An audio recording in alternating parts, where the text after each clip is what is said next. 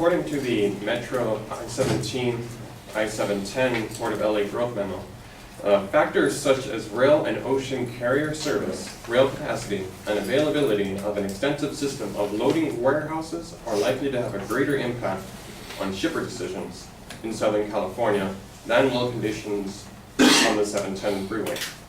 So, the tunnel will not have a great effect on freight traffic leaving the LA Basin area as well as the greater LA County. So, the 710 tunnel will not be suitable for trucks, in part because they will have to travel upgrade going northbound while shifting in heavy traffic. Now, this is according to a report by the San Gabriel Valley Tribune in 2015. So, the logistical issues of this tunnel will either cause the tunnel to exist for either cars or trucks, but neither both, one or the other.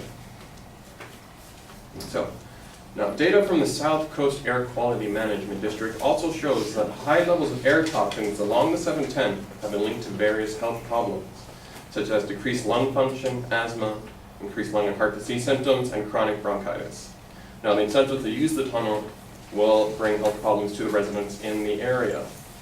Now, according to the Queensland University of Technology, road tunnels were locations where maximum exposure to dangerous ultrafine particles in addition to other pollutants occurred.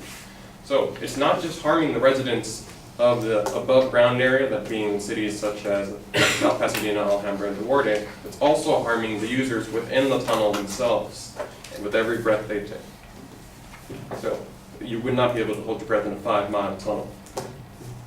Now, if an accident does happen in a tunnel, the severity of injuries sustained is significantly higher than those on open stretches of motorways.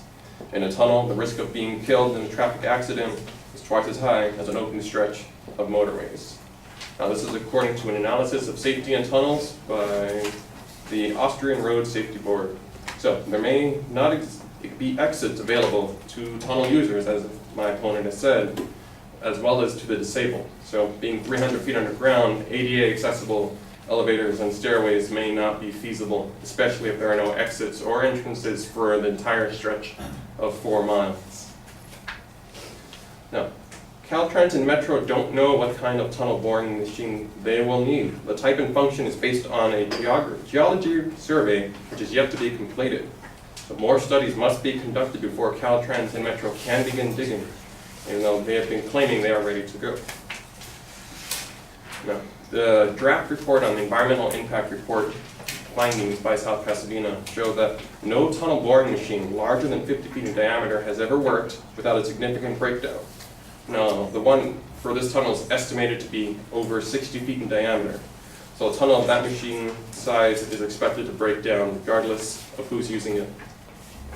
Now, since the tunnel is expensive, Metro and Caltrans will need to bring in private companies to build it.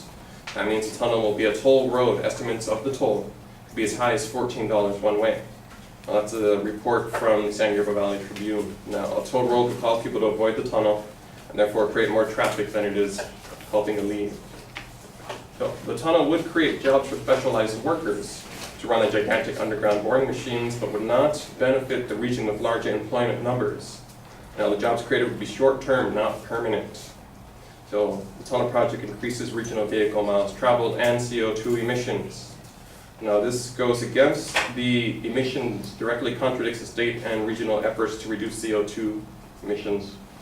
Okay. So, the tunnel will harm local residents as well as go against the environmental impact reports originally conceived of.